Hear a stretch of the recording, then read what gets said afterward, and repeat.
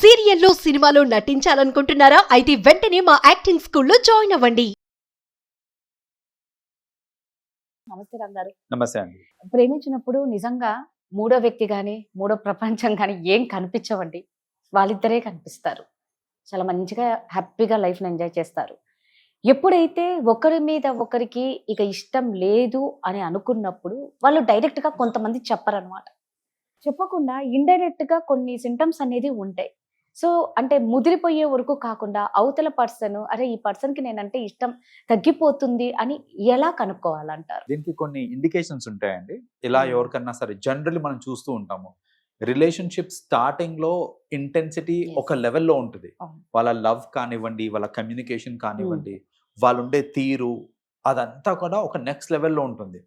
But పోంగా for whatever reasons అవతల వ్యక్తి మీద మనకి అంటే ఫీలింగ్స్ తగ్గినాయి అన్నప్పుడు తెలియకుండా కొన్ని ఇండికేషన్స్ అనేది స్టార్ట్ అవుతూ ఉంటాయన్నమాట. ఆ ఇండికేటివ్ పాయింట్స్‌ని గనక మనం ముందే గ్రహిస్తే మనకు అర్థమైపోతది దట్ అవతలోళ్ళకి మన మీద ఇష్టం లేదు అనేసి. అందులో మోస్ట్ ఇంపార్టెంట్ ఏంటిది అనంటే కమ్యూనికేషన్ తగ్గిపోవడం. సో, ఇప్పుడు చూడండి జనరల్‌గా రిలేషన్‌షిప్ స్టార్టింగ్‌లో ఉన్నప్పుడు కమ్యూనికేషన్ ఒక లెవెల్‌లో ఉంటుంది. సరే, అదే లెవెల్‌లో కమ్యూనికేషన్ కొనసాగుద్ది అని నేను చెప్పట్లేదు. ఎందుకనంటే స్టార్టింగ్‌లో ఓవర్ యాక్షన్ ఎక్కువ ఉంటది కాబట్టి. సో, టైం దొరికినప్పుడల్లా ఫోన్ చేసేస్తాను, టైం దొరికినప్పుడల్లా అవును. మాట్లాడేస్తాను, కలిసేస్తాను అనేది ఉంటది. టైంని వాళ్ళు క్రియేట్ చేసుకుంటారు. లేకపోయినా కూడా ఆ టైం వాళ్ళకిస్తారు. రైట్. యాహ్! ఈవెంచువల్లీ ఏమవుతదంటే అంటే ఒకసారి సరే ఒప్పుకున్నారు ఇద్దరు ఒక రిలేషన్‌షిప్‌కి వచ్చేసిన తర్వాత ఏమవుతుంది అనంటే ఆ ఎఫర్ట్ అంత పెట్టాల్సిన అవసరం లేదు. ఆ లెవెల్ ఆఫ్ ఎఫర్ట్ అవసరం లేదు కాబట్టి కమ్యూనికేషన్ తగ్గుతది. న్యాచురల్‌గా తగ్గుతది. ఆ న్యాచురల్ డ్రాప్ పట్టించుకోవద్దు. పట్టించుకోవద్దు. ఓకే. అసలు ఏ లెవెల్‌లో కమ్యూనికేషన్ తగ్గిపోయింది అనంటే టైం ఉన్నా కూడా టైం ఉన్నా కూడా కమ్యూనికేట్ చేయడానికి ఇష్టపడట్లేదు. ఓకే. ఏమి పెద్దగా మాట్లాడట్లేదు. అడిగిన దానికి సమాధానాలు చెప్తున్నారు అంతే. మాట్లాడాలి కాబట్టి మాట్లాడుతున్నారు తప్ప ఇష్టంతో మాట్లాడట్లేదు. అది తెలిసిపోద్దండి. ఇప్పుడు అర్థమైపోతుంది. ఏంటంటే ఇప్పుడు ఒక వ్యక్తి మనతో మాట్లాడుతున్నారు అనంటే ఫార్మాలిటీకి మాట్లాడటం వేరు. ఇష్టంతో మాట్లాడటం వేరు. అది వాళ్ళ మాటలో, మాట తీరులో తెలిసిపోతుంది మనకి. సో, మీకు గనక అవతల వ్యక్తిలో ఆ కమ్యూనికేషన్ కొంచెం రెడ్యూస్ అయిపోయింది అనే అర్థమవుతుంది అనుకోండి. దాని అర్థం ఏంటంటే కమ్యూనికేషన్ రెడ్యూస్ అవ్వడం కాదు. మీ మీద ఇంట్రెస్ట్ రెడ్యూస్ అయింది అనేసి. సెకండ్ ఇండికేషన్ ఏంటిది అనంటే మామూలుగా అయితే ప్లానింగ్ ఇవి ఉంటాయండి. అంటే మీరు ఒక కోరెలెవెన్స్ తీసుకోవచ్చనమాట. ముందంతా ఎంత ఫ్రీక్వెంట్‌గా మనం కలిసి బయటికెళ్తా ఉండినాము. ఇప్పుడు ఎంత ఫ్రీక్వెంట్‌గా బయటికెళ్తున్నాం మనము. దీనిలో కూడా డ్రాప్ ఉంటది జనరల్‌గా. కానీ చాలా ఎక్కువగా డ్రాప్ అయిపోయింది అనుకోండి. అంటే అసలు మేము ఇక్కడ ట్రిప్స్‌కెళ్ళట్లేదు మనము. అసలు రెస్టారెంట్స్‌కెళ్ళట్లేదు. ఖాళీ టైం దొరికినంత సేపు మనం ఇంట్లోనే ఉంటున్నాం తప్ప బయటికి ఎటు వెళ్ళట్లేదు. అడిగినా తీసుకెళ్ళట్లేదు. రైట్. మరి పోదాం బయటికి అని సరే ఆయనకి తట్టట్లేదు. నువ్వు చెప్తున్నావు. నువ్వు చెప్పినా కూడా తీసుకెళ్ళట్లేదు అని అనుకోండి. టేక్ ఇట్ ఫర్ గ్రాంటెడ్ వాళ్ళకి మీ మీద ఇష్టం తగ్గిపోయింది అనేసి. సో, మీరు బయటికెళ్ళటం అంటే వెకేషన్స్‌కెళ్ళటము ఇవన్నీ ఏవైతే ఉన్నాయో అది తగ్గిపోయినాయి అనంటే దెన్ ఆబ్వియస్‌లీ ఇంట్రెస్ట్ తగ్గిపోయినట్టు. అయితే నేను చెప్పే ఇవన్నీ ఏవైతే ఉన్నాయో ఇవి ఆన్ నార్మల్ సినారియోస్. అంటే ఒక్కొక్కసారి కొందరికి ఏంటంటే వాళ్ళు జాబ్ మారటం వల్లనో లేకపోతే వాళ్ళ షిఫ్ట్ మారటం వల్లనో ఇలాంటి ఏదైనా సాలిడ్ రీజన్ ఉంది అనంటే ఫైన్.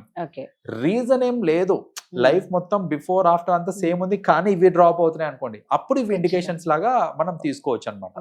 బికాజ్ సమ్ టైమ్స్ ఏమవుతుందంటే కొందరికి కొత్త జాబ్‌కి వెళ్ళారు. బట్ అక్కడ కొత్త క్లయింట్ ఎక్కువసేపు వర్క్ చేయాల్సి వస్తుంది కాబట్టి సమయం కేటాయించలేకపోతున్నారు.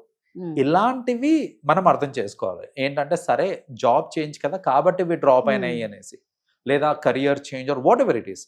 ఆ చేంజెస్ ఉన్నప్పుడు ఇవైతే ఓకే. ఏం చేంజ్ కాలేదు కానీ ఇవి చేంజ్ అవుతున్నాయి అనంటే అప్పుడు ఇండికేటర్స్ అనమాట ఇది. మూడో ఇండికేటర్ ఏంటిది అనంటే ఇరిటేషన్. అంతకు ముందంతా నీ వాయిస్ వినాలనుంది అనేవాళ్ళు. నీ వాయిస్ వింటేనే చిరాగ్గా ఉంది అనే స్టేజ్‌కి వస్తారు. రైట్. సో, ఇప్పుడు చూడండి దట్ హ్యాపెన్స్. ఏంటంటే అప్పటిదాకా అంత మాట్లాడి నువ్వు చెప్పు ఇంకా మాట్లాడు చాలా స్వీట్‌గా మాట్లాడుతావు నువ్వు అని చెప్పిన వాళ్ళు ఇప్పుడు నువ్వు మాట్లాడుతుంటేనే వాళ్ళకి చిరాకు వచ్చేస్తుంది అనంటే ఆబ్వియస్‌లీ ఇంట్రెస్ట్ డ్రాప్ అయింది అనేసి ఒక అర్థం అనమాట మనకి. So, that is the other indication. ఏంటిది అనంటే ఇరిటేషన్ అనేది ఎక్కువ అవుతుంది. చిన్న చిన్న వాటికి ఇరిటేషన్ ఫీల్ అవటము, అరిచేయడము, కసురుకోవడము, చిన్న చిన్న వాటికి. సో అంతకు ముందంతా ఏంటంటే పేషెంట్ గా ఉన్న వ్యక్తి ఇప్పుడు ఏం చేసినా అవే చేసినా అరిచేస్తున్నారు, తిట్టేస్తున్నారు అని అంటే ఆబ్వియస్లీ తగ్గిపోయినట్టే అనమాట మనకి. అండ్ లాస్ట్ ఇండికేటర్ ఏంటిది అని అంటే వాళ్ళు ఎప్పుడు కూడా ఎక్కడ ఖాళీగా ఉంటే నీతో టైం స్పెండ్ చేయాల్సి వస్తుందేమో అని ఖాళీ లేకుండా వాళ్ళ షెడ్యూల్ ని ఫిల్ చేసుకోవడానికి ట్రై చేస్తూ ఉంటారు, కావాలని చేస్తూ ఉంటారు. ఏంటి ఇప్పుడు ఇప్పుడు ఇప్పుడు నాకు అవాయిడ్ చేయొచ్చు నేను. సపోజ్ మా ఫ్రెండ్ ఎటో వెళ్తున్నాడు, వాడేదో సైట్ చూడడానికి వెళ్తున్నాడు, నేను వెళ్ళాల్సిన అవసరం లేదు, కానీ నేను అరే మా ఫ్రెండ్ సైట్ చూడడానికి వెళ్తున్నాను నన్ను రమ్మన్నాడు నేను వెళ్ళిపోవడము. యా, సో అలా ఎన్నో ఉండొచ్చు. ఇంకా వాటెవర్ ఇది ఒక ఎగ్జాంపుల్ ఇచ్చాను అంతే నేను. సో అవాయిడ్ చేయొచ్చు అన్నవి కూడా అవాయిడ్ చేయకుండా కావాలని క్రియేట్ చేసుకొని మరీ బిజీగా ఉంటాను. ఎందుకంటే ఖాళీగా ఉంటే నేను అవతల వాళ్ళతో టైం స్పెండ్ చేయాల్సి వస్తుంది, బట్ నాకు ఆ టైం స్పెండ్ చేయడం ఇష్టం లేదు కాబట్టి. సో అలా ఒకవేళ మీ పార్ట్నర్ ఓవర్గా బిజీ అయిపోతున్నాడు విత్ వేరియస్ వర్క్స్, ఒకటే వర్క్ కాదు, ఎన్నో వర్క్స్ తోటి ఊర్లో పంచాయతీ మొత్తం నెత్తి మీద పెట్టుకొని నేను బిజీగా ఉన్నాను అని అంటున్నాడు అని అంటే అర్థం చేసుకోవాలి. సో ఇవి ఇండికేటర్స్ అన్నమాట. ఇలాంటి ఇండికేటర్స్ ఏమన్నా కనిపించినాయి అని అంటే మీరు గ్రహించాల్సింది ఏంటిదని అంటే మీ మీద అవతల వాళ్ళకి ఇష్టం తగ్గిపోయింది అనేసి. దానికి తగ్గట్టు మీరు యాక్షన్స్ తీసుకుంటే మీ రిలేషన్షిప్ నిలబడుతుంది. ఒకటే రామ్ గారు, అంటే అప్పుడు అంత బాగా ప్రేమించిన వాళ్ళు ఒక్కసారిగా ఇలా వెళ్ళడానికి కారణం అంటే ఎలాంటి కారణాలు ఉండొచ్చు? మోస్ట్లీ మేజర్ రీజన్ ఏంటిది అని అంటే మనము ఒక రిలేషన్షిప్ కి ఎంటర్ కాకముందు ఏవైతే క్యారెక్టర్స్ లో ఉంటామో రిలేషన్షిప్ లోకి ఎంటర్ అయినాక ఆ క్యారెక్టర్స్ డ్రాస్టిక్ గా చేంజ్ అయిపోతాయండి. అది అబ్బాయి కానివ్వండి, అమ్మాయి కానివ్వండి. ఇప్పుడు చూడండి, రిలేషన్షిప్ కి రాకముందు వాళ్ళు సరే బయటికి మాల్కి వెళ్దాము లేదా ఒక రెస్టారెంట్కి వెళ్దాము అన్నప్పుడు ఖచ్చితంగా అమ్మాయి రెడీ అయ్యేసి వస్తుంది, రైట్? రెడీ అయ్యి సెంట్ కొట్టుకొని వస్తుంది. అబ్బాయి కూడా నీట్ గా డ్రెస్ వేసుకొని ఐ మీన్ ప్రాపర్లీ గ్రూమ్ చేసుకొని వస్తారు. ఎప్పుడు కలిసినా అంతే ఉంటది. రిలేషన్షిప్ లోకి ఎంటర్ అయిన తర్వాత అంటే ఒక రిలేషన్షిప్ వచ్చినాక రెస్టారెంట్ కి పోదామా అంటే అయ్యే షార్ట్లు ఇలా 2 బొక్కలు ఉంటాయి దానికి. అబ్బాయిలేమో అలాంటి షార్ట్లు వేసుకొని వస్తారు, అమ్మాయిలు నైటీల మీదనే వచ్చేస్తా ఉంటారు, లేదంటే నైట్ డ్రెస్ల మీద వచ్చేస్తా ఉంటారు. నేను బ్రష్ కూడా చేయాల్సిన అవసరం లేదు, బ్రేక్ఫాస్ట్ కి పోదాం పదా అనేసి వెళ్తారు. అంటే ఈ డ్రాస్టిక్ వేరియేషన్ వచ్చేస్తా ఉంటది. ఏది మన ఫిజికల్ లుక్స్ లోనే కాదు, బిహేవియర్ లో కూడా వస్తుంది.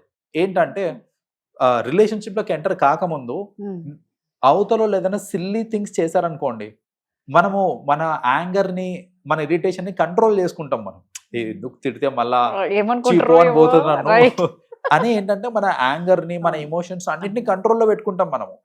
అదే రిలేషన్షిప్ లోకి ఎంటర్ అయిన తర్వాత ఇప్పుడు నేను ఆలోచించను, లైక్ ఇప్పుడు ఈ అమ్మాయి నేను అరుస్తే వెళ్ళిపోతుందేమో నన్ను వదిలేసి అనే థాట్స్ నాకు రావు.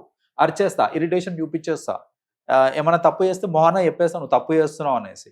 సో ఇలాంటి changes in behaviour, changes in physical appearance, changes in attitude, ఇవన్నీ ఏంటంటే రిలేషన్షిప్ లోకి ఎంటర్ అయిన తర్వాత కనిపిస్తాయి. కాబట్టి ఇవి ఒక మేజర్ టర్న్ ఆఫ్ లాగా యాక్ట్ అయ్యి వాళ్ళ మీద ఇంట్రెస్ట్ తగ్గిపోయేలా చేస్తూ ఉంటుంది అన్నమాట. సో నిజంగా ప్రతిదానికి సింటమ్స్ ఉంటాయి కాబట్టి ఇలాంటి చిన్న చిన్నవి కనిపించినప్పుడు స్టార్టింగ్ లోనే కొంతమంది ఏంటంటే అండి, అబ్బా ఆ నొదిలి నేను ఉండలేను, ఆ నొదిలి నేను ఉండలేను అని అలాగే స్ట్రక్ అయిపోతూ రోజు ఏడ్చుకుంటూ ఉంటారు.